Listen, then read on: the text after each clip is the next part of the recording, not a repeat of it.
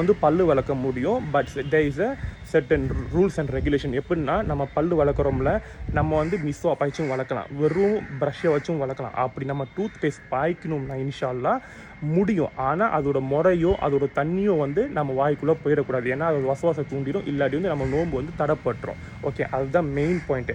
அதையும் தாண்டி இது நோன்பு காலத்தில் வந்து அப்போ நம்ம டூத் பேஸ்ட் பாய்க்க முடியும்னா டூத் பேஸ்ட்டும் பாய்க்க முடியும், டூத் ப்ரஷ்ஷும் பாய்க்க முடியும், இன்ஷா அல்லாஹ் பல்லும் வளர்க்க முடியும். ஆனால் என்ன ஒரு மெயின் பாயிண்ட்னா, நம்ம ரொம்ப வஸ்வாசாக கவனமாக நம்ம தண்ணியை முழுங்கிடக்கூடாது. ஏன்னா நாளைக்கு வந்து நம்ம வந்து அதை வஸ்வாசில் விட்டுறோம். ஷைத்தான் வந்து நம்மளோட பாயிண்ட்டை தேடிகிட்டே தான் இருப்பான்.